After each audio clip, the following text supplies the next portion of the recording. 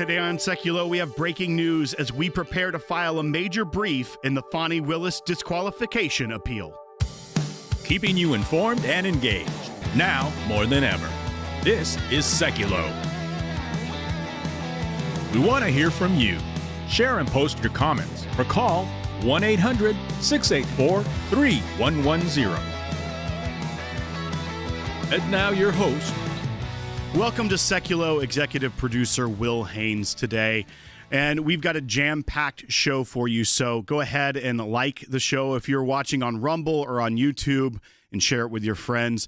And if you want to call in on this Friday, go ahead and give me a call at 1-800-684-3110. We've got a lot to talk about.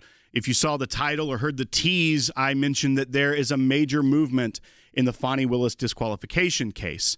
Now, today at the ACLJ, we are filing. We are in process right now. I will get confirmation while we are on the air that we have filed a major brief in the appeals process asking the court, the appeals court in Georgia, to overturn Scott McAfee's decision, the lower court judge, to keep Fani Willis on the case. And I'll read from our brief. I've got a copy of it right here in my hand. It says the ACLJ's specific concern is the integrity and preservation of the judicial system in a case with national implications.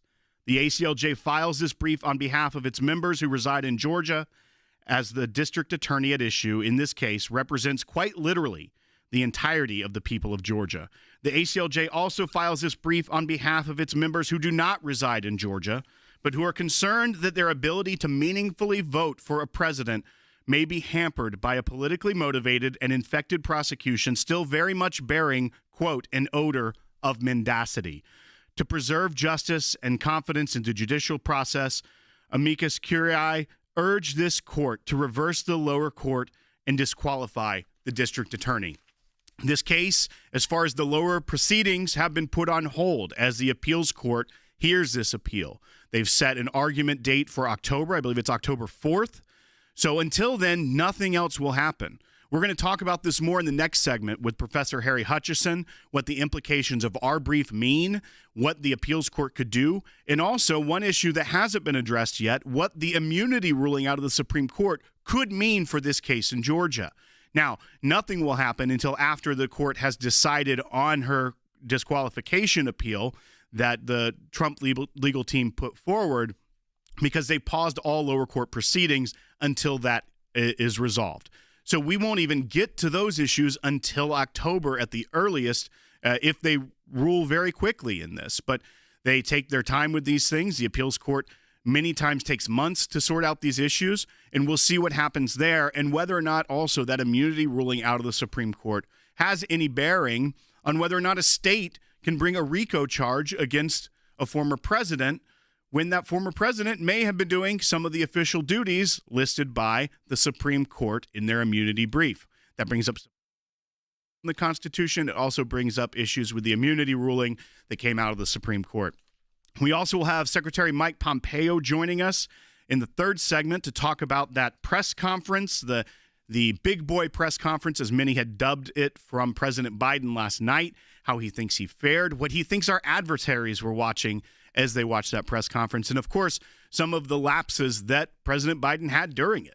It didn't go as smoothly, I think, as they were hoping. It was a lot better than many thought, but at the same time, they definitely had some moments that were worth noting, and we'll talk about those as well. We have Rick Grenell coming up in the second half hour, talking about a little bit of a preview of the RNC next week, as well as more about that NATO press conference that President Biden gave last night. And then finally, we'll wrap up the show with Jeff Balaban, the director of ACLJ Jerusalem, talking about some interesting news with Alexandria Ocasio-Cortez and maybe some interesting pushback she's getting from the far left of her party. So stick around. It's a packed show. And if you have any questions or comment, call me at 1-800-684-3110. We'd love to talk to you today on this Friday. But remember, we are in this Life and Liberty Challenge this month of July. It's a pivotal moment in history. It's more important than ever, and the ACLJ will push forward in the fight to defend life and liberty. Have your tax-deductible donation doubled today at ACLJ.org. That's ACLJ.org. Donate today. The full Fulton County, Georgia election interference case against President Donald Trump. The district attorney and a top prosecutor have been ordered to publicly testify under oath about a matter that they've tried to keep private. Fani Willis and Nathan Wade, allegedly involved in romantic relationships. Do not mix your personal funds with the funds of your business and the funds of your client. It is something that is written in stone for all attorneys. There's not only an actual conflict of interest issue, but there's the appearance of injustice, the appearance of a conflict of interest. A major ruling in Georgia's election interference case against Donald Trump and 14 other co-defendants. Judge Scott McAfee has just ruled Fulton County District Attorney Fani Willis can remain on the case. The defendants did actually not prove an alleged or did not prove an actual conflict of interest from all that financial entanglement. However, the judge is saying there is an appearance of conflict. The quote that is really sticking in my mind right now, that while the defendants did not prove that there was an actual conflict of interest and meet their burden of proof, an odor of mendacity remains. President Trump's defense team is appealing a ruling from a Georgia judge that allowed Fulton County DA Fani Willis to stay on the election interference case. Attorneys for the former president and 7 others say the judge's decision is one of exceptionally great importance. Ensuring the appellate courts have the opportunity to weigh in on these matters pre-trial is paramount. Quote, the court found that Willis's actions created an appearance of impropriety and an odor of mendacity that lingers in this case, but it nonetheless refused to dismiss the case or disqualify her. The court's order is ripe for pre-trial appellate review. The Georgia Court of Appeals has granted the defense's application for an appeal. It's not going to be decided quickly. It's going to take at least a couple months for this to work its way through the system to determine whether or not she actually is disqualified.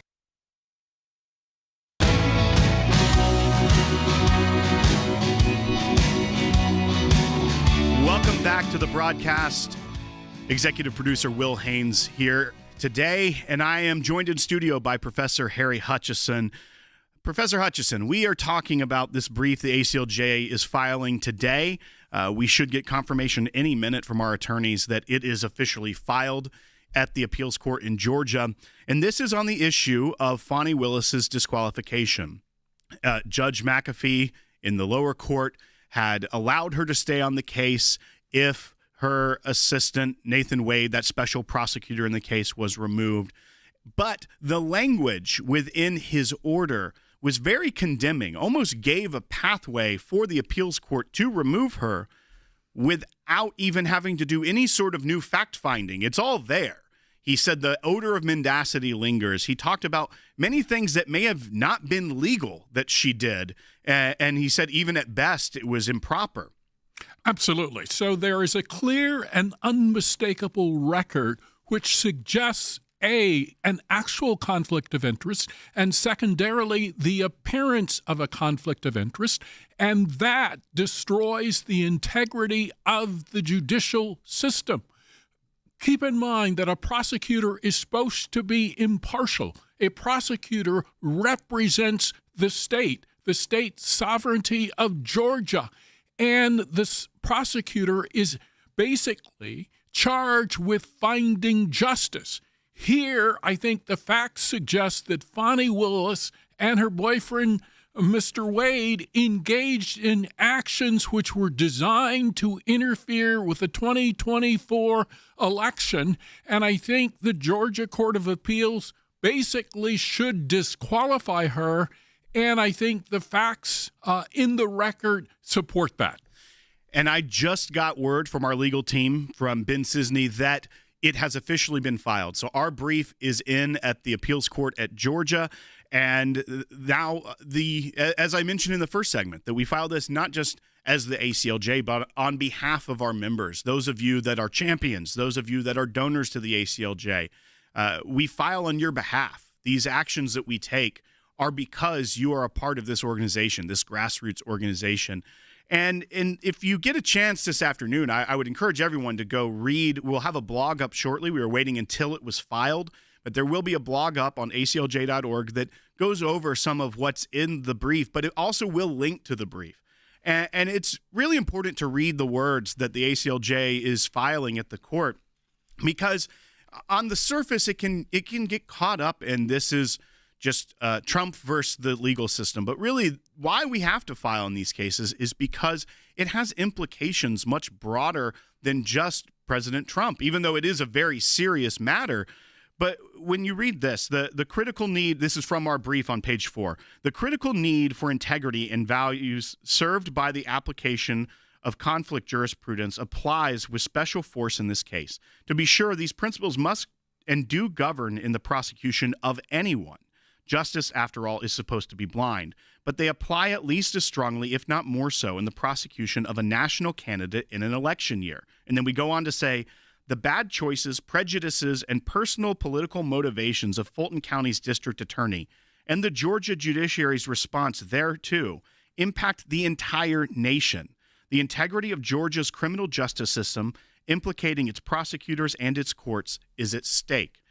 When we talk about a time where you see the left attacking the Supreme Court, trying to discredit it, and other courts throughout the nation, labeling a judge in Georgia as a Trump judge, these phrases, this terminology, the way they try to spin the judicial system causes there to be a lessening of confidence within the American people that justice will be served. And to some degree, you can understand why some people may think that justice isn't served in many cases in this country. But we at the ACLJ want to preserve that. We want to strengthen the integrity of our judicial system because the rule of law is so paramount in our country.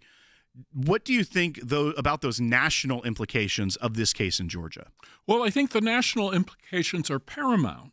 And I think if you look at the Georgia case, what we find is corruption, we find a lack of integrity, and we find an attempt, in my view, by Fani Willis to destroy the judicial system.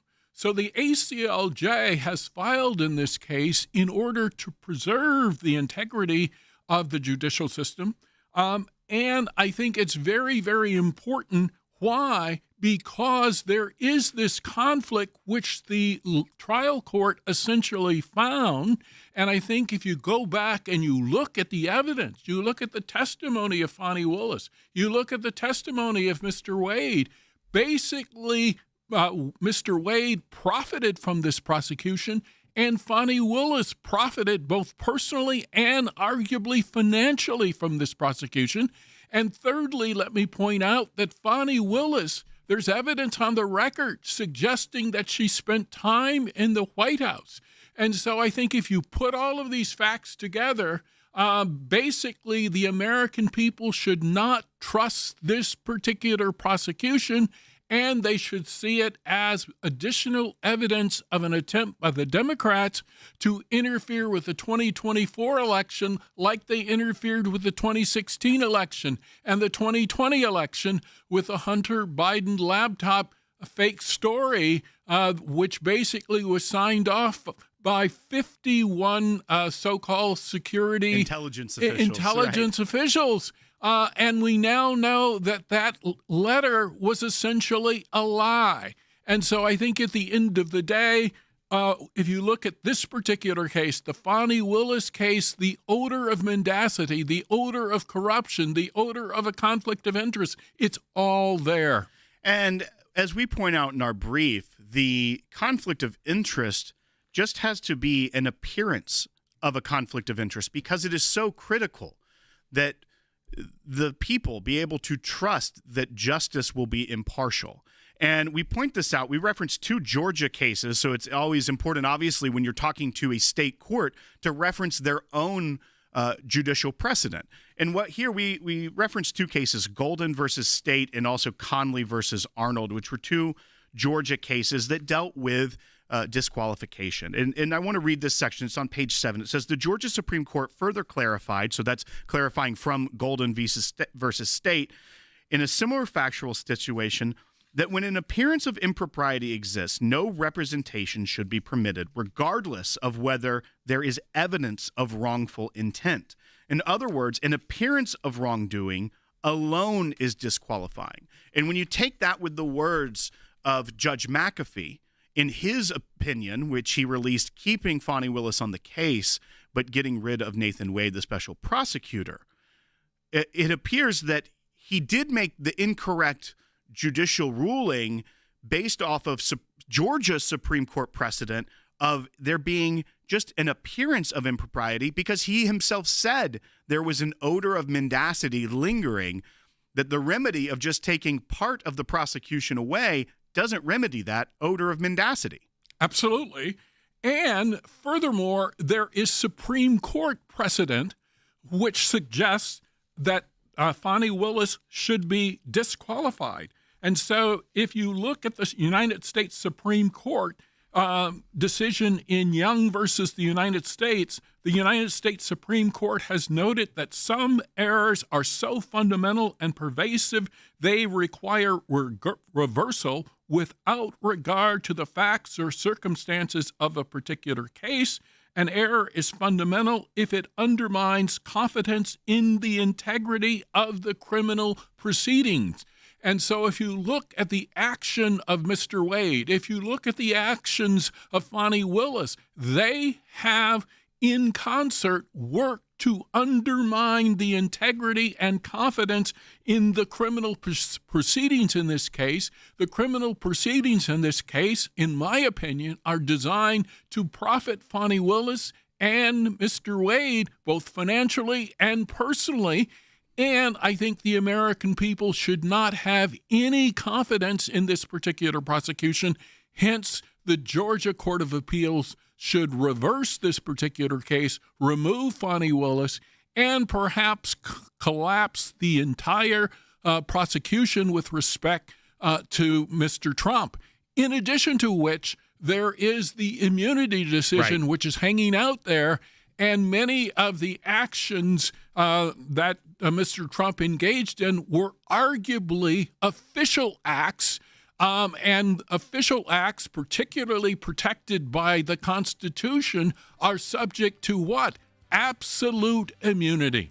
And therefore, a state can't criminalize the actions of a president if they are acting officially. Absolutely. But that issue we'll have to talk about next year, because we are not going to get a ruling on this probably before the end of the year, because they're not hearing the oral argument on it until October.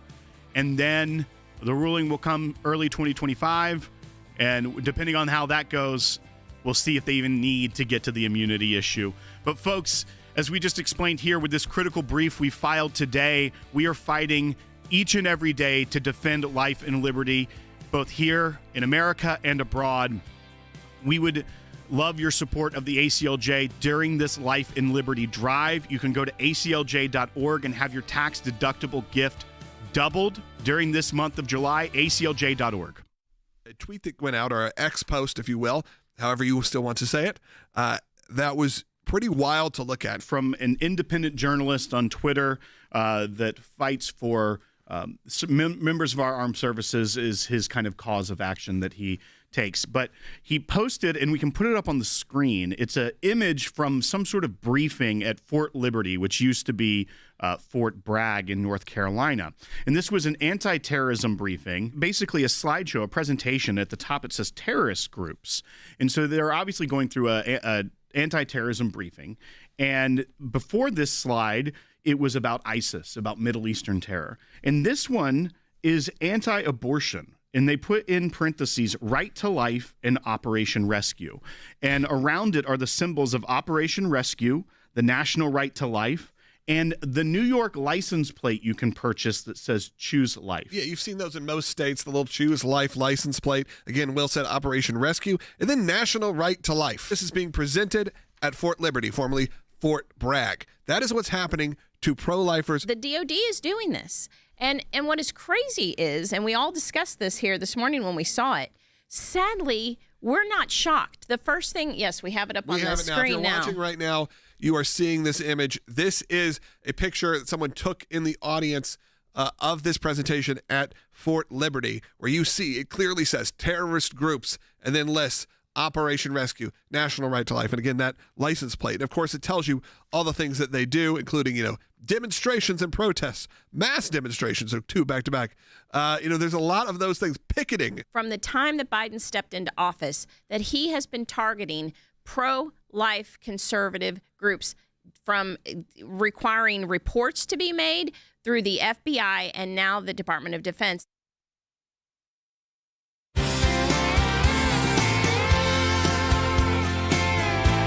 Welcome back to Sekulow. Executive producer Will Haynes sitting in for Logan and Jordan today. And I have on the broadcast right now former Secretary of State Mike Pompeo, our senior counsel for global affairs at the ACLJ. Secretary Pompeo, last night, President Biden gave a solo press conference, which many in the media dubbed as the big boy press conference.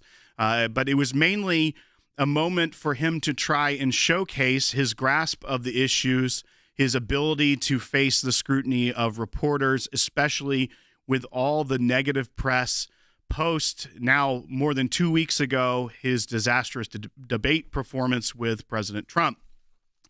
But during last night's press conference, it was mostly on foreign policy. It was at the tail end of this NATO summit. A lot of Americans were focused on President Biden's ability to answer the questions from the reporters and how he came across. But what I'm curious about, what do you think our adversaries, China, Russia, Iran, because we know that they have been watching the United States very closely during this election season, especially, I would assume, during these last couple of weeks. What do you think our adversaries saw last night? Well, Will, it's great to be with you. I think our adversaries saw two things. One was the substance of the press conference. How did President Biden do? At some level, I think, he did fine. He had some things he said wrong that suggest, he's unable to organize his thoughts. And so they certainly would have seen that. But I think that our adversaries have known for a long time, not just these last 2 weeks after the debate, but I think they've observed him over the last 3.5 years, not able to actually demonstrate American resolve and American power. And they've watched his incapability of delivering American security around the world. So I think in some sense they're watching this thinking, nothing to see here, folks. We have a weak president of the United States, and this will give us room and space to harm the American people. So I think this would have just reinforced that. Second, I think they also saw last night in America that has set the bar so low for a president, for a commander-in-chief, the gentleman who holds the nuclear codes for the United States of America. They saw the bar set so low that if he just, was able to walk up to the podium, not completely blow it, and then walk away from the podium, that this would be viewed as success. I think that just reinforces the risk to the people of the United States. I think our adversaries saw a president of the United States that has failed to deliver on the basic things that have made America both secure and prosperous, and certainly where America was in January of 2021 when President Trump left office.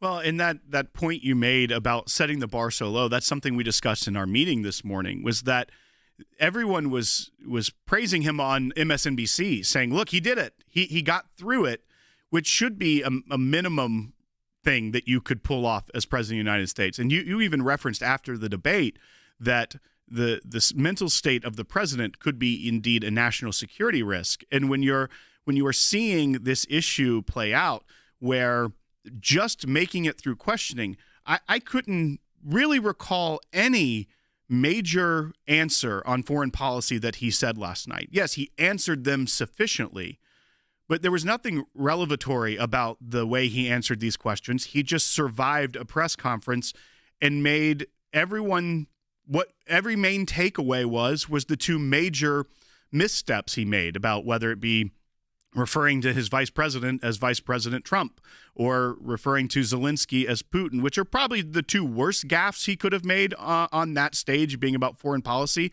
But even that setting the bar so low, can't think of any really foreign policy issue that I really took away from it. And is that a problem that's what we come out of? Well, it's a huge problem. Think about the various audiences. So there was certainly an American audience where coming out of a NATO summit, you're supposed to articulate your vision for how you're going to protect Americans and make our country successful. Then you have the audience in the room, other NATO leaders from around the world. They were hoping for policy, right? Things that America would do. And yet it is the case that Vladimir Putin has invaded Europe on President Biden's watch. And he made no policy change that would somehow suggest, hey, here's my plan for American victory, for Western victory, for a NATO victory. He didn't articulate what that would look like, what the standard was, or how it was. This was just about like the NCAA tournament, survive and advance, right? He got through this, and he gets to still be the potential candidate for not Democratic candidate for president of the United States for at least another day. No, this is dangerous. The Chinese Communist Party, Chairman Kim in North Korea, Vladimir Putin for sure, and even think about the Iranian leadership. They all now have taken on board that the standard for an American president is now that he can finish 4 out of 5 sentences successfully. That puts America in a really bad place. It has been the bipartisan tradition that we've looked to our commander-in-chief to be able to do far more than that. We expect far higher standard, and we need to make sure we've got a president that is capable of delivering against that higher standard successfully in the years ahead. Mr. Secretary, one final question for you. And you have a great piece up at ACLJ.org. I encourage everyone that's watching or listening to go read it. It's America's Mounting Debt is a National Security Threat. Now, as conservatives, we are always concerned about the fiscal responsibility of our government, and the national debt has been an issue within conservative circles that have been a concern for a long time. But normally when we think about this, we think about it in terms of American prosperity at home, about future generations, what our economic development will look like. Can you explain a little bit about why you see this actually as a national security threat as well? You bet. Well, so look, I really wanted to write this piece that's up on ACLJ. Now, I wanted to write this piece because the connection between America's finances and American security is so tightly interlinked. It's not just the capacity to spend money to pay our soldiers and to take care of our military and have a strong, capable military. That's certainly true. You have to make sure you devote the appropriate amount of resources. And if you're broke or in debt and you can't do that, you create risk. But second, the American economy is the bulwark of American national security. The fact that the dollar is the primary currency in which the globe exchanges resources is a central part of America's power and our place in the world and our security. And when you are running deficits that are a couple $1 trillion a year, you are putting that at risk, that the world will move away from the United States, and that will make America both poorer and less secure in the years ahead. I must say, this is a bipartisan failure. The Republican presidents have failed to take this on in a serious way as well. We all need to get this right. It is an absolute imperative. When interest alone on the national debt exceeds your defense budget, you're putting your nation at risk. Secretary Pompeo, thank you as always for joining us on the broadcast, and thank you for being a part of the team. Folks, you heard great insight from Secretary Pompeo, not just on the press conference that everyone was talking about this morning, but also on an issue that is near and dear to many conservatives' heart, and that is the fiscal responsibility, the national debt issue that we have in this country, as we see it run away in the past few years, and you see inflation dogging down everyone's ability to live out the American dream. But we are not taking it sitting down. We are going to fight back. And that's why in this Life and Liberty Drive, we are pushing forward in the fight to defend life and liberty here at the ACLJ. Your gifts are doubled, dollar for dollar, during this Life and Liberty Drive. So if you go to aclj.org and donate today, your gift will be doubled. Once again, we are taking action today, filing a critical amicus brief to disqualify Fani Willis from prosecuting Trump in Georgia. We're also appearing in court today defending a teacher who was told she couldn't pray anywhere students might see her. Donate today, aclj.org. Last summer, we launched our first ever ACLJ Life and Liberty Drive. We never could have imagined how much you, our ACLJ members and ACLJ champions, would exceed our expectations, and we can't thank you enough. We'd love to tell you that 1 year later, threats to life and liberty are no more. Sadly, the radical left is relentlessly doing everything it can to destroy the very foundations of this great nation: life, religious liberty, and the Constitution. The good news is your ACLJ team has not slowed down. We continue to fight in courtrooms across the country, including the Supreme Court, to defend your freedoms and to save innocent babies. And we're proud to announce the return of the ACLJ Life and Liberty Drive. Right now, your tax-deductible gift will be doubled, dollar for dollar, doubling your impact to defend your freedoms and help save innocent lives. Go to aclj.org right now and join us in this fight. Keeping you informed and engaged, now more than ever. This is Sekulow. Welcome back to Sekulow, everyone. Executive producer Will Haynes sitting in the host chair today. We just talked about in the first half hour of the broadcast our brief that we filed today in Georgia. It has officially been filed, and that is on the appeal of Fani Willis staying on the prosecution of President Trump in Georgia. We also talked with Secretary Pompeo a little bit about that press conference, the big boy press conference that President Biden gave last night at the tail end of the NATO summit and the implications of that, as well as some issues surrounding our national debt. He has a great piece up at aclj.org. You should check out America's Mounting Debt is a National Security Threat. But there's an update I wanted to give you today about something we talked about yesterday. And this was a slide that was allegedly shown at Fort Liberty, formerly Fort Bragg in North Carolina, which was talking about terrorist groups. And it's on the screen if you're watching live. And it listed the logo of Operation Rescue, National Right to Life. It had the New York license plate, the vanity plate you can pick that says Choose Life on it. And it talked about the activities of pro-life activists, whether it be a life chain or protesting or picketing and many other issues that are normal activities, but it's listed under terrorist groups. And we talked about it yesterday, but it was still not confirmed. It was reported. It had all the signs that it was real. It had official insignia. You could see the shoulder of someone in military fatigues. So it certainly looked, and it didn't look good enough almost to be like an AI-generated image. But we did caution that we are going to try to get to the bottom of this.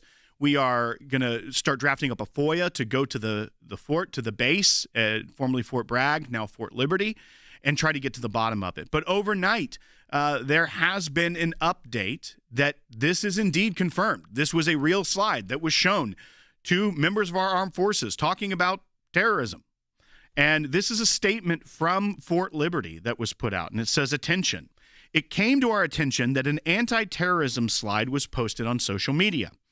After conducting a commander's inquiry, we determined that the slides presented on social media were not vetted by the appropriate approval authorities and do not reflect the views of the Airborne Corps, I believe that is the 18th Airborne Corps in Fort Liberty, and the U.S. Army or the Department of Defense. The slides were developed by a local garrison employee to train soldiers manning access control points at Fort Liberty. These slides will no longer be used, and all future training products will be reviewed to ensure they align with the current DoD anti-terrorism guidance." That is a problem. They are confirming it is real. They are confirming that anti-terrorism training to ensure that those soldiers manning access control points to Fort Liberty were being trained on how to deal with pro-life advocates. They were blanketly claiming Operation Rescue, an organization that ACLJ has its foundations defending, and the National Right to Life, were indeed terrorist groups that need to be watched out for at control points to Fort Liberty. I can confirm with you this as well, that our team is not backing off on the FOIA request. In fact, we now have more information to make it a much more targeted FOIA request to get more information to really get to the bottom of this. But also, our colleagues at ACLJ Action are working with members of Congress right now on responses. So when we see this, we get to work. We don't just sit around and talk about it. We do talk about it. We come on air every day, 5 days a week.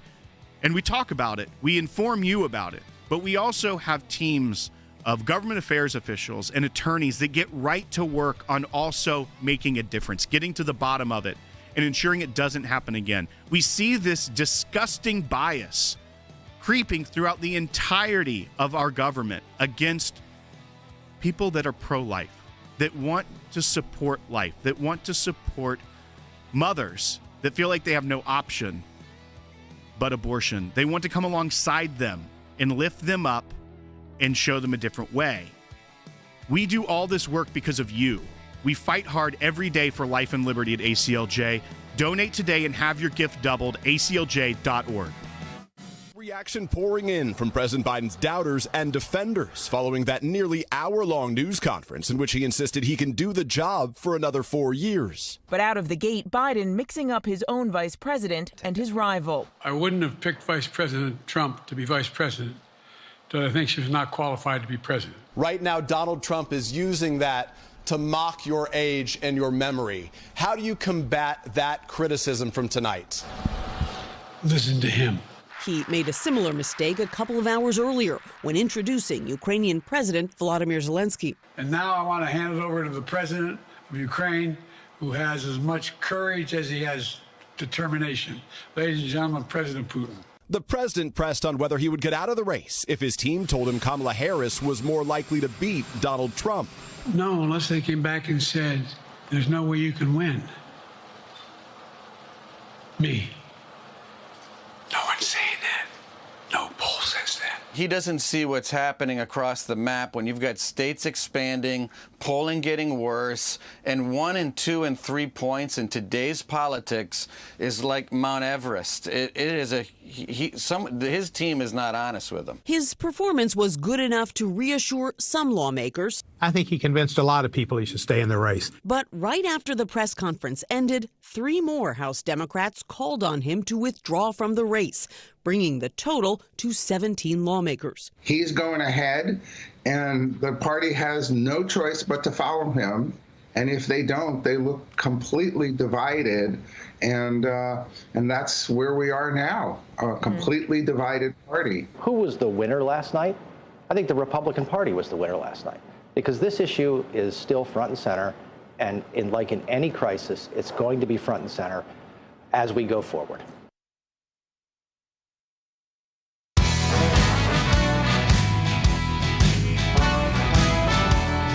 Welcome back to Sekulow. Executive producer Will Haynes sitting in the host chair today, and I am joined by Rick Grenell. And Rick, we had a big boy press conference last night is what the press dubbed it.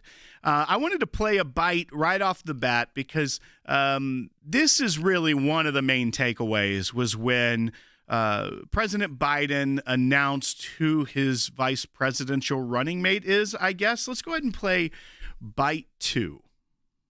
What concerns do you have about Vice President Harris's ability to beat Donald Trump if she were at the top of the ticket? Look, I wouldn't have picked Vice President Trump to be vice president, but I think she was not qualified to be president. So let's start there. So, Rick, we had gaffes. We had lapses last night. The left just said, look, he didn't do that bad. And to his credit, he, for the most part, stayed on answer. It was fairly dull, which was probably good for him at this point.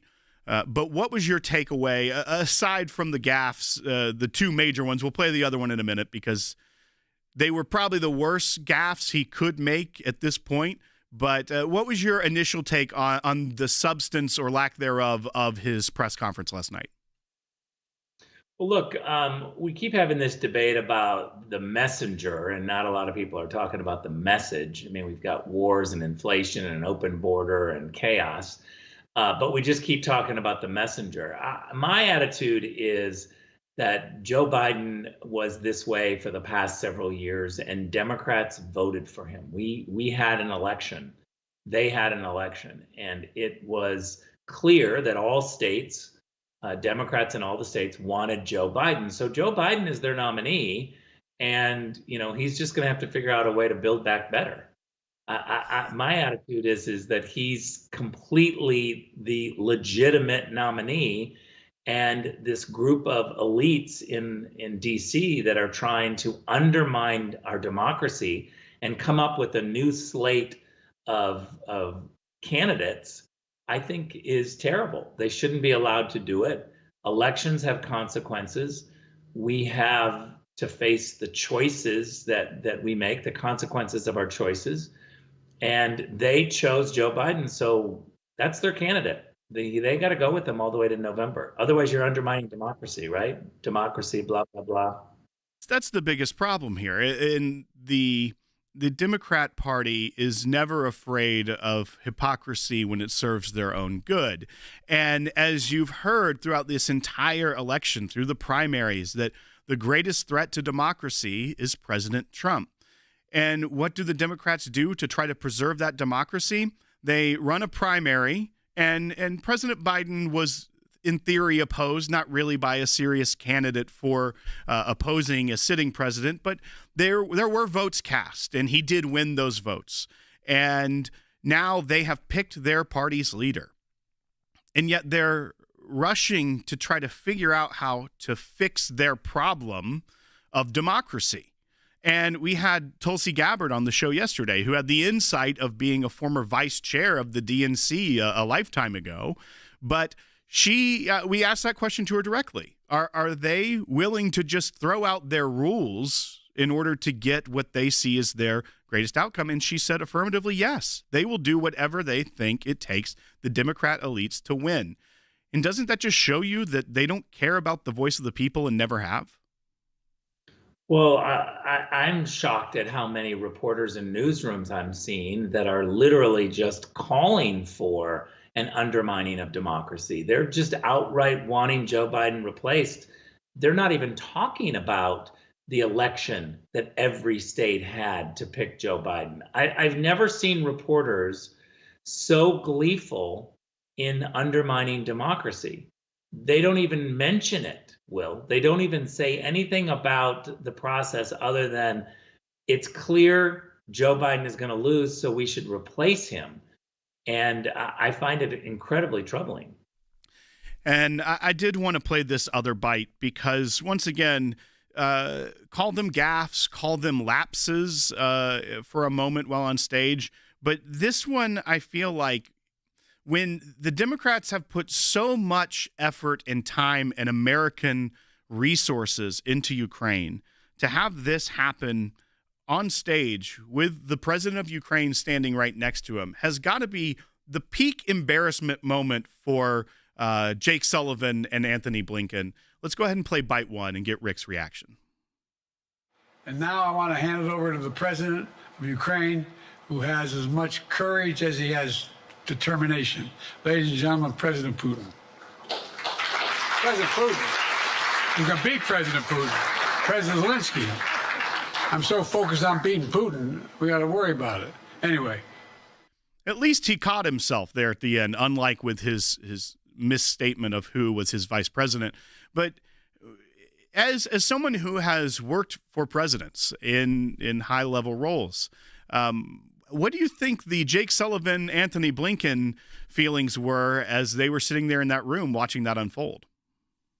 Well, I think for 3 years, all of the senior staff and cabinet have been holding their breath whenever Joe Biden goes to a microphone. They've known this. We've seen clips on Air Force One, for instance, where you have Anthony Blinken really nervous about what Joe Biden is saying in front of the press. Now we see Anthony Blinken in this moment shut his eyes and just completely get embarrassed. They've known this. There needs to be a full investigation. And that investigation needs to reveal who knew that the president of the United States was sick and didn't tell us. Rick, we have the Republican National Convention kicking off Monday in Milwaukee. I know that you'll be there. You'll be participating in a panel with Jordan on lawfare, which I'm very excited to hear how that goes. But we see a time where the Republicans are probably hoping maybe we don't want to have a convention because the news cycle's so great right now.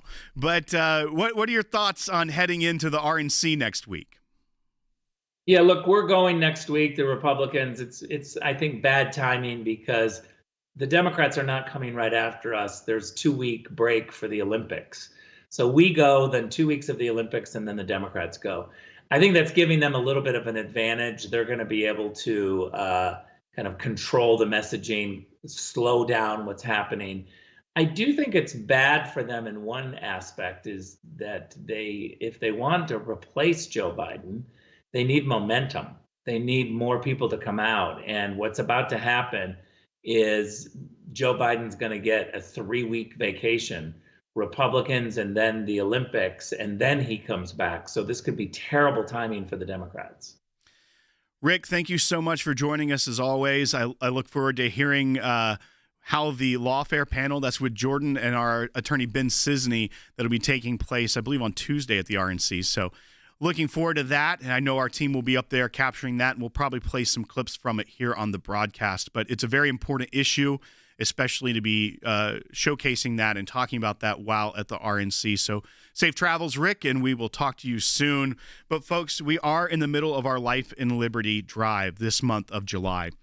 And this pivotal moment in history, it is more important than ever that the ACLJ push forward and fight to defend life and liberty. And that's the reason we've launched our Life and Liberty drive. And your gifts are doubled, dollar for dollar, during this drive.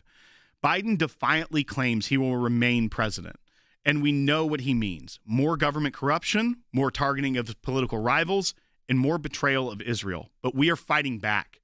Today, we have already filed now, officially filed, an amicus brief in the disqualification appeal of Fani Willis to stop her prosecution of President Trump in the Georgia court case there. We are also appearing in court today to defend a teacher who was told she couldn't pray anywhere students might see her. That's in court in Houston, Texas. And I got to update also that our attorneys are now looking to prepare for trial in that case in early 2025. So we have time to prepare, but that we will be moving forward in that case, protecting that teacher whose rights were violated by being told she could not be praying. She could not be seen praying. She could not pray anywhere that a student could see her.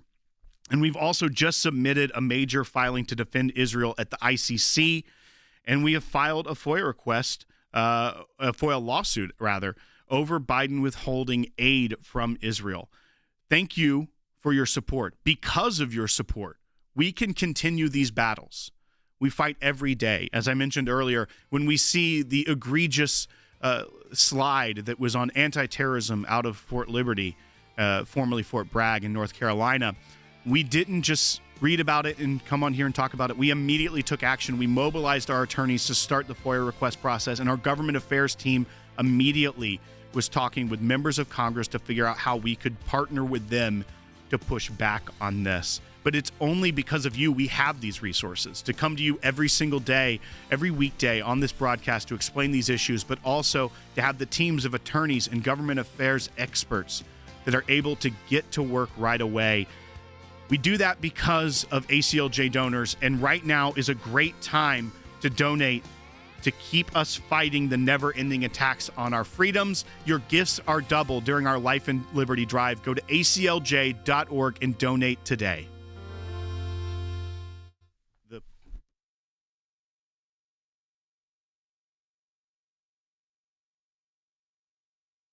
Being reported today that a lot of the donor money is drying up. The president has raised a lot of money already, hundreds of millions of dollars. I think it was even $127 million in the last month prior to the debate. Is that enough if it were to all dry up to sustain him all the way to November? Or do you think that's the pain point that could really make a difference on where his mind goes? You know, you're not able to get your message across to voters. I know this firsthand from when I ran for president in 2020. You can do a lot and make every dollar stretch as far as you can. But in my experience, ultimately, when you're battling against the mainstream propaganda media, you're battling against big tech. And in this case, Joe Biden appears, if he decides to stay in the race against the support of people in his own party, he would be battling both his own party as well as President Trump and his campaign and the Republican Party. So, yeah, I think it becomes very difficult to stay in the race. However, he has the bully pulpit of the presidency and the White House, and that should not be underestimated. We should not put past the possibility he has the levers of power of the government at his fingertips. He has shown he's not afraid to use it. And I don't think we should be surprised if at some point President Biden and his administration decided to do something as egregious and horrific as start a new war or escalate any one of the bubbling conflicts and tensions that we are seeing and turning it into a war in order to try to use this as a rallying cry for the country to come together and stand behind the country's flag that's waving over the White House today.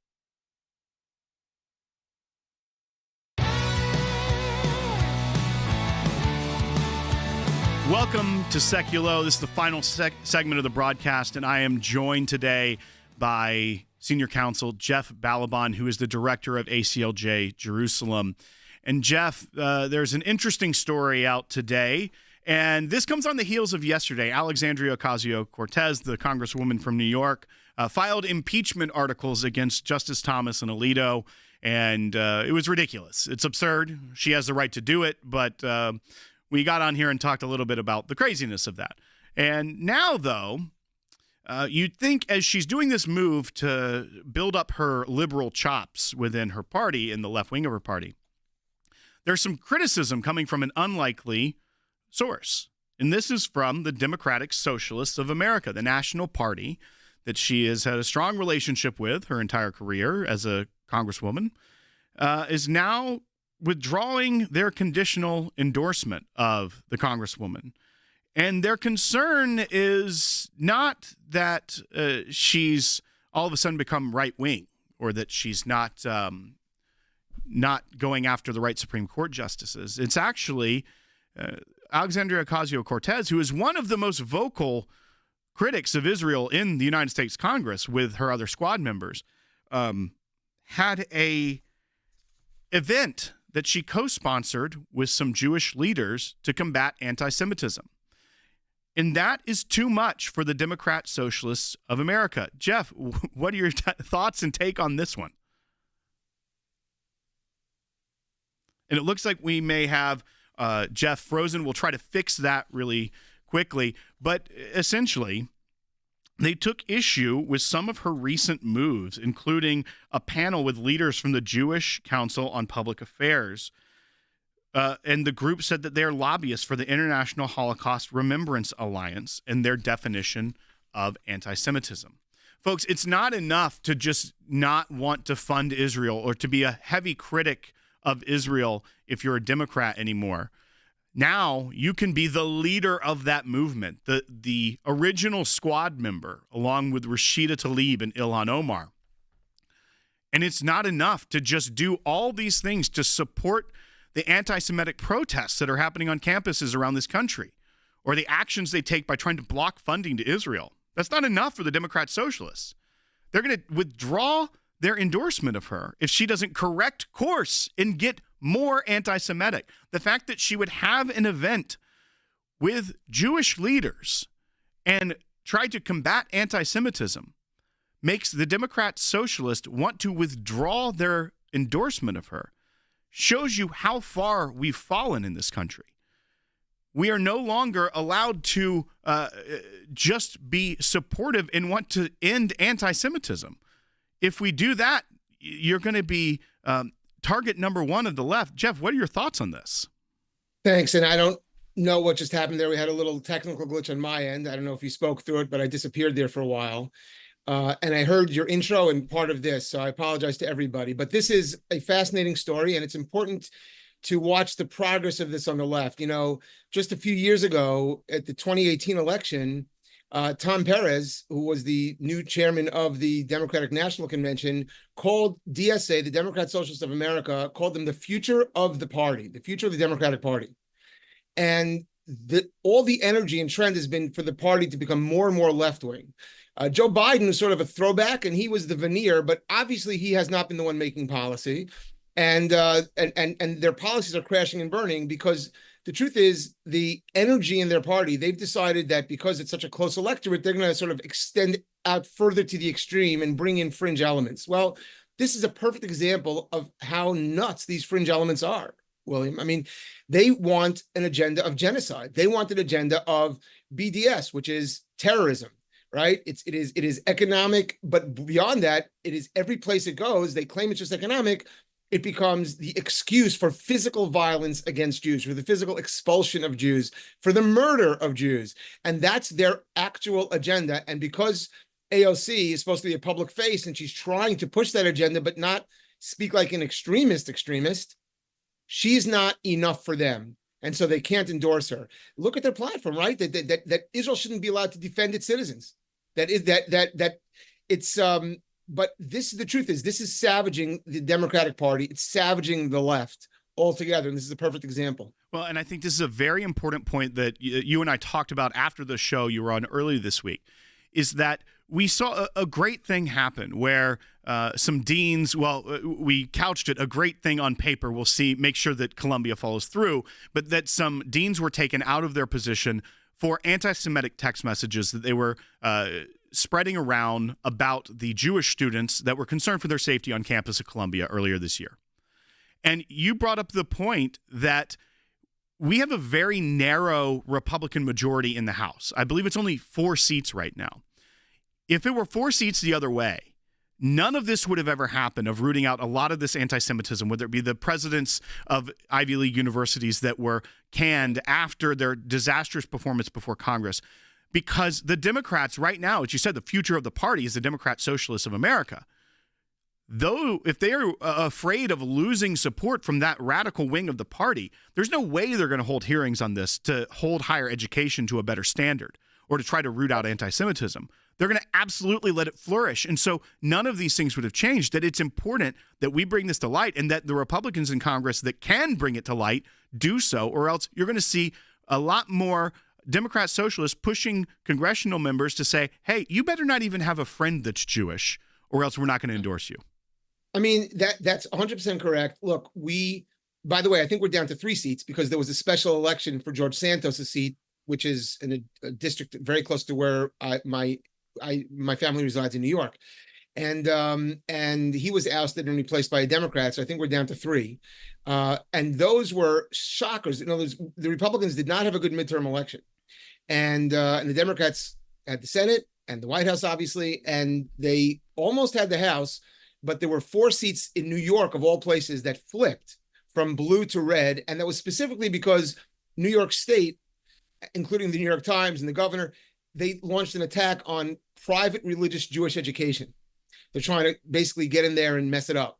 And so the religious Jewish community in those districts, which like to take, government money for the school systems, which are private school systems, said, no, not at this cost. And otherwise, the Republicans wouldn't have a majority. And if it were not for, the chairman or chairwoman, Virginia Fox of education, we would not see any of this. If it not for Elise Stefanik being in leadership, we would not see any of this.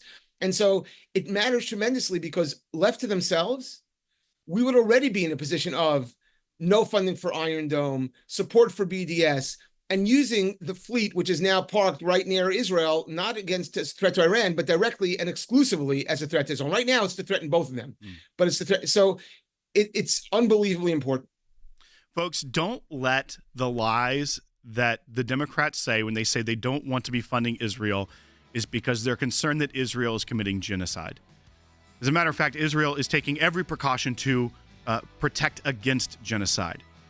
And don't believe it when they say they just are concerned about funding, that it's not deeply rooted in anti-Semitism and lies about the Jewish people. It's disgusting, and we won't stand for it here at the ACLJ.